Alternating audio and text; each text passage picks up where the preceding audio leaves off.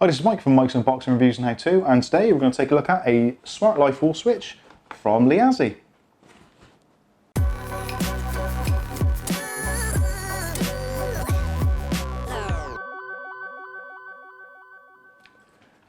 Okay, welcome back. So today we're going to take a look at a Smart Wi-Fi wall switch, single gang.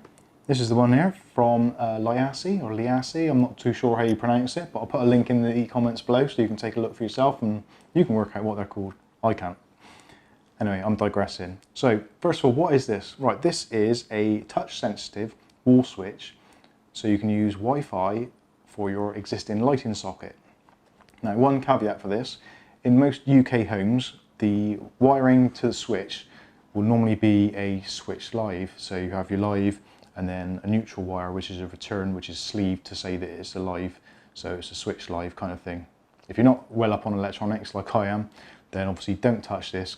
Consult a qualified electrician before you do anything, because electricity can kill and it is really dangerous. So that is my disclaimer. Don't try this at home. Wall switch sockets, you've got your normal one gang switch, your on off rocker switch. Basically you turn the switch on and it lets the current flow back up through the switch into your light, or your light switch, whichever it may be. So this is designed to allow this to be a little bit more, how shall I say, a little bit more elegant. So rather than having a clunky on-off switch, you basically have a glass-fronted touch-sensitive button, which is this one here. And there's a tempered glass on the front, so you don't have to worry about damaging it. It's good, strong quality glass. And obviously, because it's glass, you're not going to get electrocuted, because glass will act as an insulator. Although this is really well made, it's got the CE stamp of approval, so you've got no worries there electronically. And wattage-wise, you can use up to 600 watts through this switch. At least that's what it says on the box. The website, or rather Amazon, says slightly higher, but I would go with the box recommendation of 600 watts. Now, talking of the box, let's have a look and see what we actually get in the box and what's on the box. So first of all, you can see the packaging on the front. It's pretty plain, not a great deal going on there. Smart Life is the kind of the branding it's got on there, and also there's a QR code you can scan, which will take you to the Smart Life app by Toya.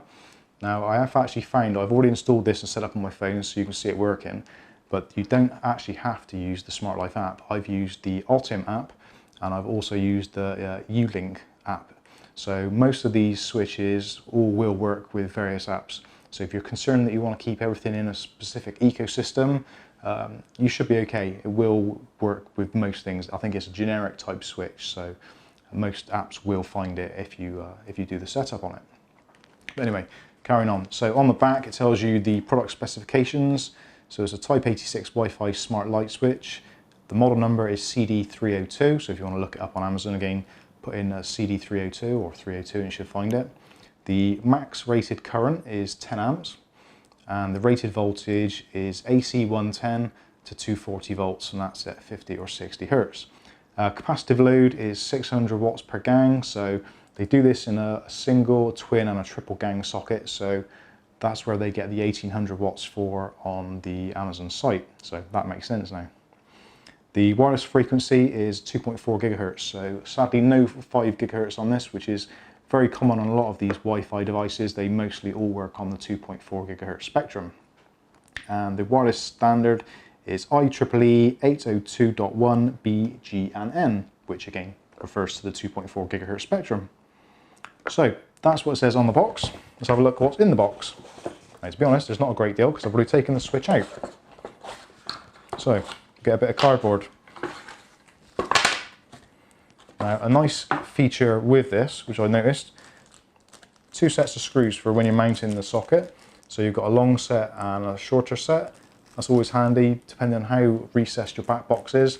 Now on this, because of the depth of the actual unit on the back, which you can see in some of the B-roll was probably flying around here, there is quite a depth to it. So you will need a back box with about 35mm depth, I believe. If not, you can go to somewhere like Screwfix and you can buy a spacer, which will go on the front of the wall, so it will give you that little bit of extra depth if you've only got a narrow back box or a shallow back box. Yeah, shallow, that's the word I was looking for. So if you've got a shallow back box, get down Screwfix, get yourself an adapter, and that'll bring the switch out a little bit more. And it's quite shallow anyway, the switch, so a little bit of a spacer behind it to bring it out isn't going to make it look too awful. And because you've got that nice glass front, actually you probably want to stick it off the wall a little bit to make it look a little bit more special. Anyway, moving on. So in the box you get 2 sets of instructions, English and German. Bizarrely, I'm not too sure why it's German, but thanks anyway. I'm not going to test my German because it's not the best. So, Smart Wi-Fi Wall Switch User Manual. So if you scan the QR code on the front, that will actually give you a digital version of this, so you keep it on your smartphone, keep that handy, so if this goes missing, you can always refer to it on your smartphone. There is quite a long and detailed process of how to set up the switch with the app, and it's all in colour so you can follow that. But basically it tells you how to scan the code on the inside here, which is there, to go to the Smart Life app. Again, I didn't use Smart Life, I've used Optim, so if you've got your existing Wi-Fi ecosystem in your house with your Google Home or your Alexa, then you can go ahead and use pretty much most of those apps, I believe. Anyway, so that's the instructions out of the way. I briefly touched on then, so you can use this with Google Home, which is what I'll be showing you today, and also you can use it with the Amazon Alexa.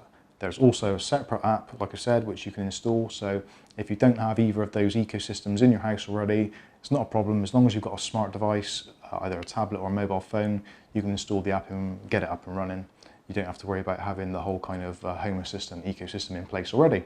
So that's a great thing. Next thing, right, let's talk about price. This currently at the moment is really retailing in the UK at slightly over £20, which for what you get actually I think is pretty good.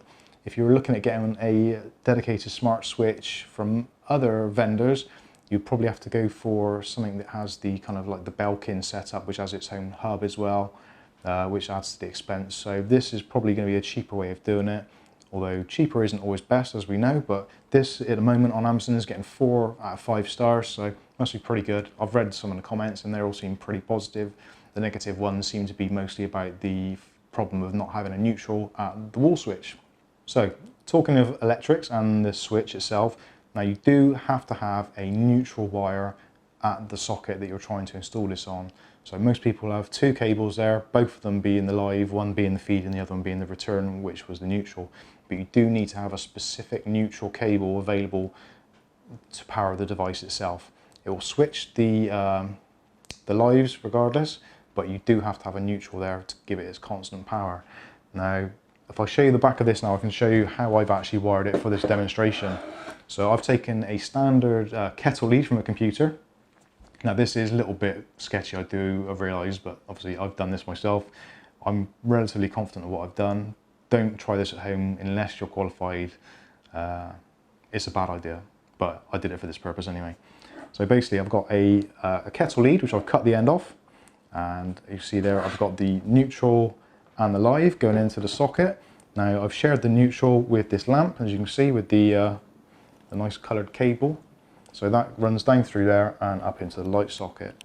So we've got our switch, I'll try not to touch this now. So you can just see on the top there, there's the connections. So you've got L, which is live, you've got L1, L2, L3, etc. This one's only got a single gang, so it's only L1, which I've connected to. And I've got both my neutrals going into the neutral socket. So therefore completing the circuit, hopefully. Well, actually I know it does work, so I've already tried it. Just got to make sure I don't touch those because I don't fancy getting electrocuted. So here is the socket itself, sorry, the switch. Switch. This is the wall switch itself.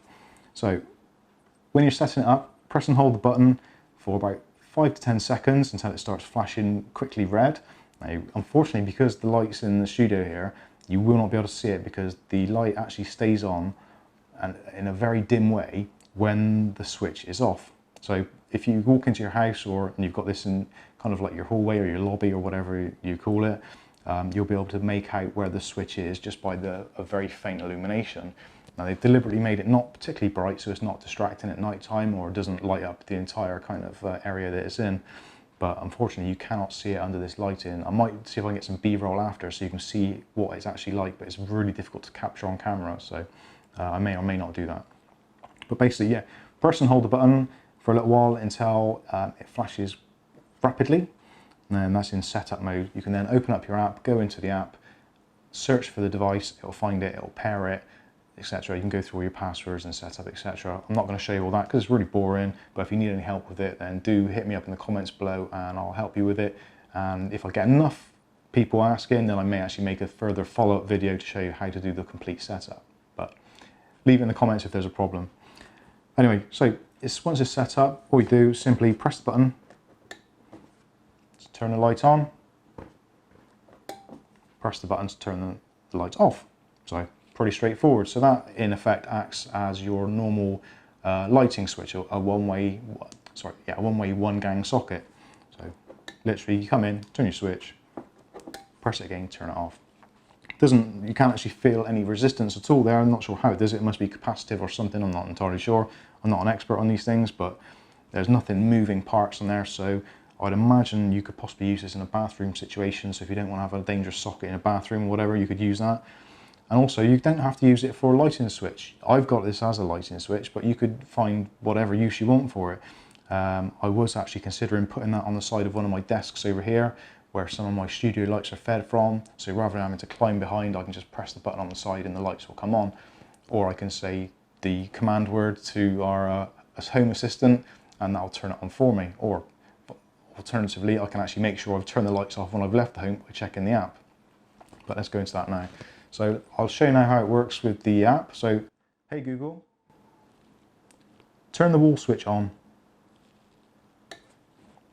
And there we go, as if by magic, turns itself on and off.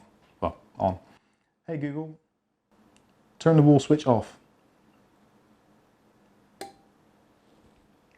And there we go, simple as that. So once you've got the device set up in the app, all you have to do is go into your Google Home or your Alexa and get it to resynchronize your devices, and it'll pick it up nice and easy and it'll add it to your list of automated devices. So there's loads of different uses for this. You can set remote timers, you can check it when you're out on your Wi-Fi, you can make it come on, so if you're going on holiday, especially this time of year, if you're going on holiday, you have one of these and set it up in a timer so that it'll come on at certain times of the day or night so people think you're still home so you don't get burglarized. That would be really good.